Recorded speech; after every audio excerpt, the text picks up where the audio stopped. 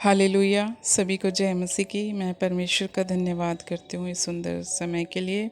और चैनल प्रेरणा 7 में मैं आप सभी का प्रभु यीशु के नाम में फिर से स्वागत करती हूँ। परमेश्वर आपको और आपके परिवार को बहुतायत से आशीष दे। और मैं परमेश्वर का धन्यवाद करती हूँ इस अवसर के लिए, इस अनुग्रह के लिए जो आज कई महीनों के बाद भजन संहिता मैं फिर से शेयर कर पा रही हूँ। मैं क्षमा मांगती हूँ परमेश्वर से। पिछले कुछ महीनों से चैनल में मैं बिल्कुल भी कोई भी मैंने वीडियो नहीं शेयर किया। परमेश्वर मुझे माफ़ करना, आगे फिर कभी ऐसी गलती मैं ना करूँ। परमेश्वर का अनुग्रह मुझ पे बना रहे, यही मेरी प्रार्थना है। प्रियो, अभी आज हम देखेंगे भजन संहिता 14। और जो भजन संहिता 14 है वो दाऊद ने लिखा है। दाऊद इस भजन संहिता में लिखता है, जिसमें हेडिंग में ही लिखा है कि मनुष्य की मूर्खता और दुष्टता। इस संसार के कुछ बुद्धिमान लोग बोलते हैं, जो खुद को बुद्धिमान समझते हैं, वो बोलते हैं कि कोई परमेश्वर है ही नहीं। और जब कोई परमेश्वर ही नहीं है तो कोई परमेश्वर का भय भी नहीं है और ना ही कोई न्याय का डर उनको है। लेकिन भजन संहिता 14 में ही लिखा है कि दूसरी आयत में परमेश्वर का वचन हमें क्या बताता है कि परमेश्वर की दृष्टि में बुद्धिमान कौन है। परमेश्वर की दृष्टि में बुद्धिमान वो है जो परमेश्वर का खोजी है। अभी देखते हैं, पहली आयत में देखते हैं। मूर्ख ने अपने मन में कहा है, कोई परमेश्वर है ही नहीं। वे बिगड़ गए और उन्होंने घिनौने काम किए हैं और कोई सुकर्मी नहीं। कुछ समझदार लोगों का कहना है कि कोई परमेश्वर है ही नहीं। साइंस परमेश्वर को नहीं मानती है, आप जानते हैं, है ना। उनको अपने ज्ञान के ऊपर पूरा एक घमंड है। वो अपने आप को ज़्यादा ज्ञानी समझते हैं और अपनी ही इच्छा को वो पूरा करते हैं। जब कोई परमेश्वर ही नहीं है तो वो परमेश्वर का भय भी नहीं मानते हैं। उनको परमेश्वर का भय कैसे होगा जब वो परमेश्वर को ही नहीं मानते हैं, है ना। वो अपने जीवन में सभी तरह के पापों को भी बिना किसी डर के वो करते रहते हैं। और असल में वचन से हमें पता चलता है कि वे बुद्धिमान है ही नहीं। वे तो क्या हैं, वो मूर्ख हैं। जो भी व्यक्ति ये कहता है कि परमेश्वर है ही नहीं, वो मूर्ख है, चाहे वो कितना भी पढ़ा लिखा क्यों ना हो और चाहे वो दुनियावी तौर पे कितना भी बुद्धिमान क्यों ना हो, लेकिन वो मूर्ख है। वो परमेश्वर की दृष्टि में मूर्ख है। उनकी मूर्खता को हम उनके कामों में देख सकते हैं, है ना। उनके चाल चलन में हम देख सकते हैं, उनके कामों से हमें पता चलता है। और दूसरी आयत में लिखा है कि परमेश्वर ने स्वर्ग में से मनुष्य पर दृष्टि की कि देखें कि कोई बुद्धिमान और कोई परमेश्वर का खोजी है या नहीं। इस आयत में जो कोई परमेश्वर का खोजने वाला है उसको बुद्धिमान कहा गया है, ना कि बड़ी बड़ी डिग्रियों वालों को। जिन्होंने बहुत पढ़ाई कर रखी है उनको परमेश्वर का वचन बुद्धिमान नहीं कहता है। परमेश्वर का वचन बुद्धिमान किसको कहता है कि जो कोई परमेश्वर का खोजी है। वचन में लिखा है, परमेश्वर ने स्वर्ग में से ही मनुष्यों पर दृष्टि किया है कि कोई परमेश्वर का खोजी है या नहीं। लेकिन बाइबल हमें बताती है कि यहोवा का भय मानना ही बुद्धि का मूल है। तीसरी आयत में लिखा है कि वे सब के सब भटक गए, वे भ्रष्ट हो गए, कोई सुकर्मी नहीं, एक भी नहीं। वे सब के सब क्या हो गए, वो सब के सब भटक गए हैं।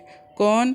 मूर्ख लोग, जो अपने आप को बुद्धिमान समझते हैं। उनके जीवन में कोई भलाई के काम नहीं है। जब परमेश्वर का अस्तित्व को ही वो नकारते हैं तो वो अच्छे काम कैसे कर सकते हैं। वो तो सब के सब क्या हो गए हैं, वो भ्रष्ट हो गए हैं। उनको सिर्फ अपना ही फ़ायदा हर बात के लिए चाहिए। उनको परमेश्वर के न्याय का कोई भी डर नहीं है। वो अपनी इच्छा से ही अपना जीवन को वो जी रहे हैं। पैसे को ही वो सब कुछ समझते हैं पैसा ही उनके लिए सब कुछ है। वो सोचते हैं कि अगर पैसा है तो सब कुछ हो सकता है। उनका आनंद जो है रुपए पैसे कमाने में ही है। वो ईश्वर को नहीं मानते, वो परमेश्वर को नहीं मानते। परमेश्वर ने एक भी मनुष्य को नहीं देखा जो हृदय से परमेश्वर को खोजता हो, क्योंकि पाप उनके जीवन में है।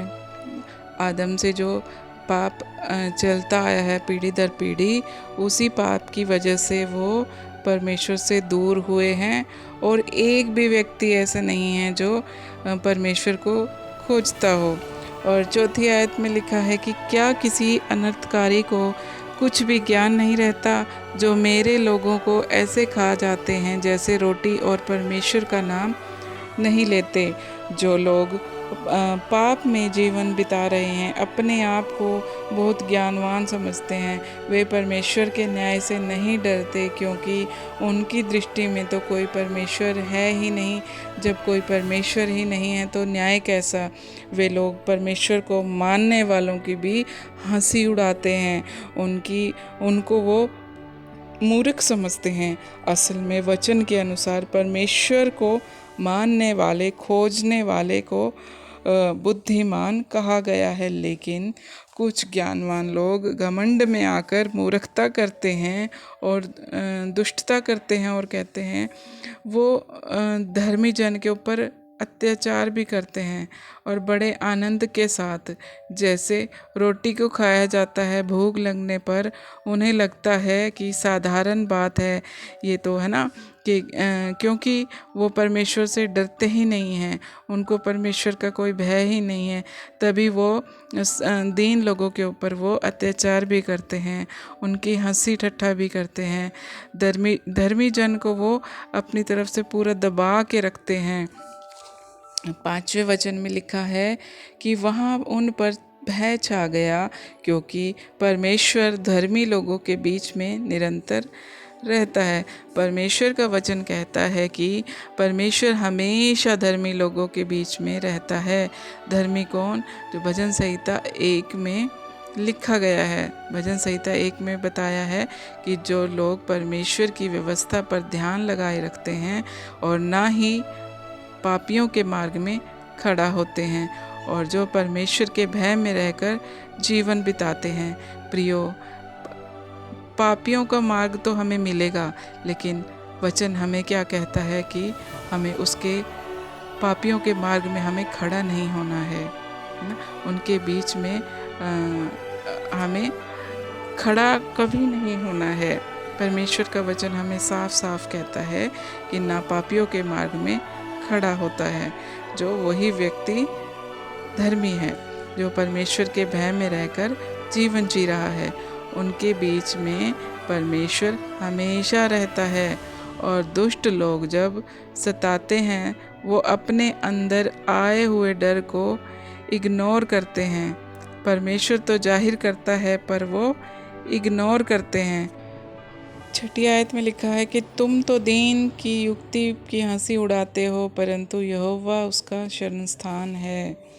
जो लोग दीन की हंसी करते हैं, हम देखते हैं कि आज मसीह भाई बहनों का कितना मजाक बनता है। कुछ शरारती तत्व जैसे सोशल मीडिया पर भी प्रभु के गानों का भी कितना हंसी बनाते हैं। वो नहीं जानते कि वो किसका मजाक कर रहे हैं। वो परमेश्वर यहोवा खुद उनका शरण स्थान है। जो परमेश्वर की शरण में होता है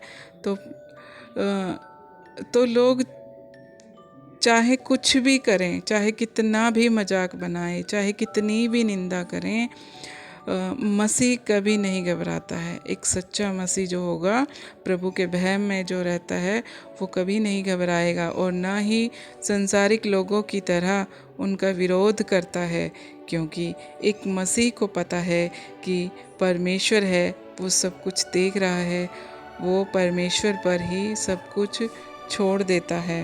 और 7वें आयत में लिखा है कि भला होता कि इज़राइल का उद्धार सिय्योन से प्रकट होता। जब यहोवा अपनी प्रजा को दास्तव में लौट ले आएगा, तब याकूब मगन और इज़राइल आनंदित होगा। दाऊद परमेश्वर से विनती करता है कि इज़राइल का मिस्र की गुलामी में है, जो इज़राइल मिस्र की गुलामी में है, उसका जो उद्धार है वो सिय्योन से होता है। वो विश्वास से कहता है कि जब परमेश्वर यहोवा इज़राइल को मिस्र की गुलामी से लौटा ले आएगा, तब याकूब मगन और आनंदित होगा। आनंद की घोषणा यहाँ पर हम देख सकते हैं। वैसे ही परमेश्वर ने आपको संसार की यानी पाप की गुलामी से छुड़ा लिया है। अपने वायदे के अनुसार वो आपको स्वर्ग राज्य में ले जाएगा और आप भी मगन और आनंदित होंगे। कैसे? जब आप परमेश्वर की आज्ञाओं को मानेंगे। और हमने देखा कि परमेश्वर ने तो अपनी सारी प्रजा को मिस्र की गुलामी से छुड़ाया था, लेकिन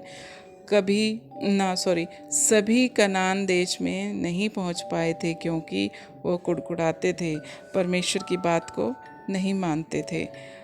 कितने इज़राइली जंगल में ढेर हो गए जिन्होंने आज्ञा पालन नहीं किया। जिन्होंने आज्ञा पालन किया, परमेश्वर पे भरोसा रखा, वही उस वायदे के देश में प्रवेश कर पाए। ऐसे ही आज आपके पास भी समय है कि परमेश्वर पर भरोसा रखें और परमेश्वर की आज्ञा का पालन करें, प्रभु में बने रहें, तभी आप स्वर्ग में प्रवेश कर पाएंगे। सिर्फ गुलामी से छूटना ही ज़रूरी नहीं है, ज़रूरी है उस वायदे के देश में प्रवेश करना जो परमेश्वर ने हमारे लिए ठहरा रखा है। क्योंकि प्रियो, परमेश्वर का न्याय का दिन जो है वो निकट है। परमेश्वर इन वचनों के द्वारा आप सभी को आशीष दे।